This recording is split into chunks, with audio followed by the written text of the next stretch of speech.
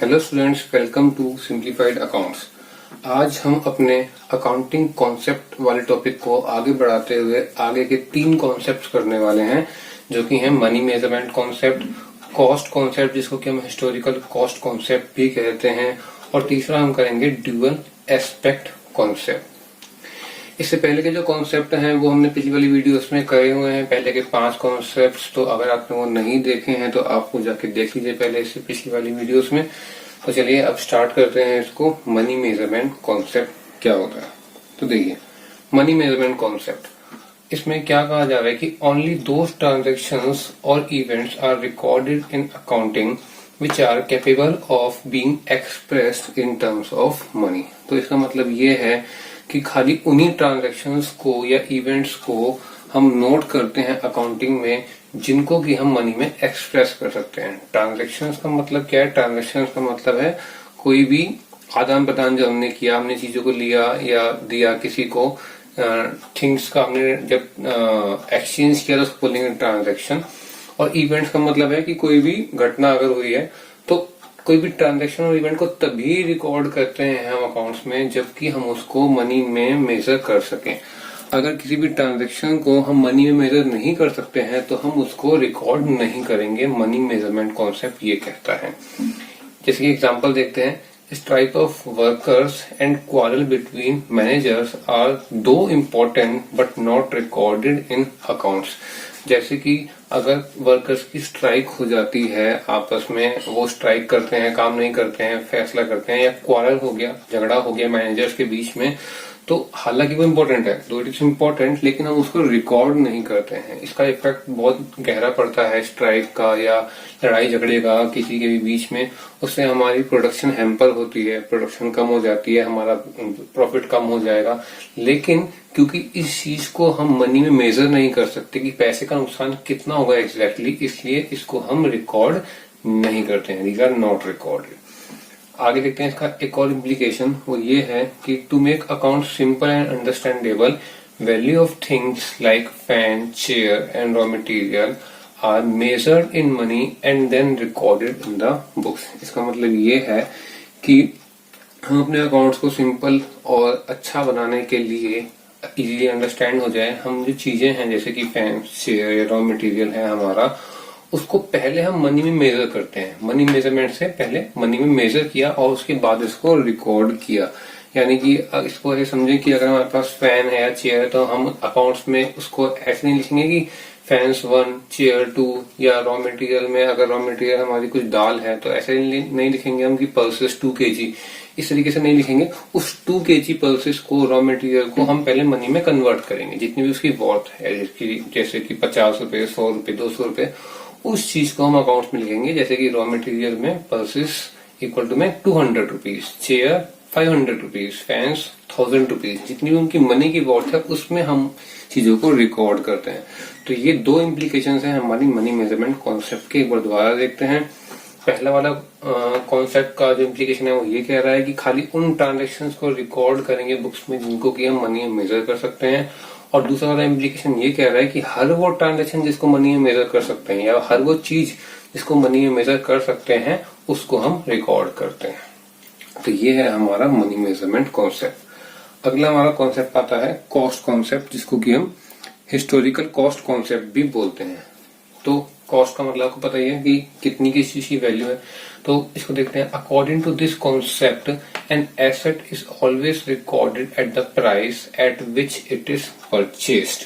तो हम किसी भी एसेट को उसी वैल्यू पे हमेशा रिकॉर्ड करते हैं जिस वैल्यू पे या जितनी वैल्यू का हमने उसको परचेज किया है, खरीदा है, उसी वैल्यू पे हमेशा उसको नोट करते हैं। This price is called original cost. ये हम पहले भी कर चुके हैं कि इसको हम ओरिजिनल कॉस्ट बोलते हैं और इसी को हम हिस्टोरिकल कॉस्ट भी बोलते हैं। तो इस हिस्टोरिकल कॉस्ट है हिस्टोरिकल कॉस्ट कॉन्सेप्ट। तो जो ओरिजिनल वैल्यू है हिस्टोरिकल कॉस्ट है उसी पे एसेट्स को हम नोट करेंगे, यही कॉन्सेप्ट ये कहता है।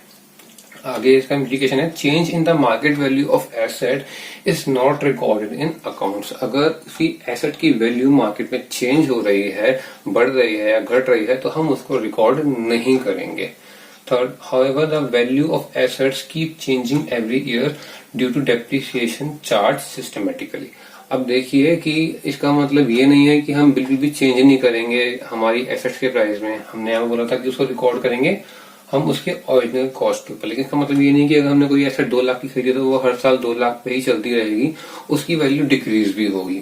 इस वैल्यू कीप्स चेंजिंग, वैल्यूज की चेंज होगी डेप्रिसिएशन के कारण, क्योंकि हम जो है डेप्रिसिएशन लगाते हैं हर साल किसी भी एसेट के ऊपर, कुछ एसेट्स को छोड़ करके, जैसे कि लैंड। तो उस जितनी भी हम डेप्रिसिएशन लगा रहे हैं उस एसेट्स के ऊपर, उतनी वैल्यू से उस एसेट की वैल्यू डिक्रीज होगी सिस्टमेटिकली। तो ये हमारा बोलता है हिस्टोरिकल कॉस्ट कॉन्सेप्ट। अगले कॉन्सेप्ट पर आते हैं जो कि है हमारा dual aspect concept. Dual aspect concept क्या कहता है? ये कहता है कि according to this concept every business transactions have dual का मतलब होता है 2 एस्पेक्ट। हर बिजनेस ट्रांजैक्शन के 2 एस्पेक्ट्स होते हैं। It means every business transaction affects at least 2 accounts. इसका मतलब ये है सिंपल कि हर ट्रांजैक्शन जो होती है हमारे बिजनेस में वो कम से कम एटलीस्ट 2 अकाउंट्स को इफेक्ट करती है। एग्जाम्पल लेते हैं, जैसे कि हमने 2000 रुपीज पे करे किसी भी क्रेडिटर को, तो इसका इफेक्ट 2 जगह पड़ेगा। पहला, जो हमारा कैश है, हमने कैश पे करा तो हमारा कैश हो जाएगा कम, कैश हमारा कम हो गया। और दूसरा क्या इफेक्ट पड़ेगा, जो हमारे क्रेडिटर थे जिसको कि हमने वो अमाउंट दिया है, वो क्रेडिटर जो है वो कम हो जाएंगे। वो जो हमारे क्रेडिटर है वो 2000 रुपीज से ही कम हो जाएंगे। तो इसका इफेक्ट 2 अकाउंट पे पड़ रहा है, एक कैश पर और एक क्रेडिटर पर। तो इस तरीके से हर ट्रांजेक्शन का जो इफेक्ट है वो 2 अकाउंट के ऊपर पड़ता है।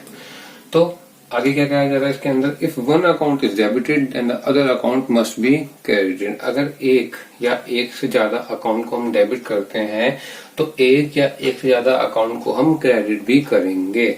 मतलब कि डेबिट है तो क्रेडिट भी है। इसको बोलते हैं आसान शब्दों में, for every debit there is a credit, या for every credit there is a debit. अगर कुछ डेबिट हुआ है तो क्रेडिट भी होगा और उतने ही अमाउंट से होगा। फॉर एग्जाम्पल 2000 रुपीज से 2000 रुपीज से डेबिट हुई है कोई चीज तो 2000 रुपीज से ही क्रेडिट भी होगी। ये हमारा कहता है ड्यूअल एस्पेक्ट कॉन्सेप्ट। थर्ड जो इसके अंदर चीज है वो क्या है, थर्ड पॉइंट इसका, this system of recording transactions is also called double entry system. इस सिस्टम को जो रिकॉर्ड करते हैं ट्रांजेक्शंस को 2 ड्यूअल एस्पेक्ट में, उसको हम डबल एंट्री सिस्टम भी बोलते हैं। और जितनी भी हमारी अकाउंटिंग है वो पूरी की पूरी इसी कॉन्सेप्ट के ऊपर ही बेस्ड है, डबल एंट्री सिस्टम के ऊपर ही बेस्ड है। हम सिंगल एंट्री सिस्टम को जो है रिकॉग्नाइज नहीं करते हैं, डबल एंट्री में ही सारी की सारी चीजें करते हैं। हालांकि आगे जाके सिंगल एंट्री सिस्टम से कैसे कन्वर्ट करना है वो आपको आएगा, लेकिन जब हम ट्रांजेक्शन रिकॉर्ड करेंगे जितनी भी अपने अकाउंटिंग के अंदर, वो हम डबल एंट्री सिस्टम के थ्रू ही करेंगे। तो ये थे आज के हमारे 3 कॉन्सेप्ट्स, और बाकी के जो कॉन्सेप्ट बच गए हैं आगे के 3 कॉन्सेप्ट वो हम करेंगे अगली वाली वीडियो में। तो मिलते हैं इसकी अगली वाली वीडियो में। अगर आपको वीडियो अच्छी लगी हो तो वीडियो को लाइक करिएगा और आगे आने वाली वीडियोस को देखने के लिए चैनल को सब्सक्राइब कीजिए। Till then keep learning.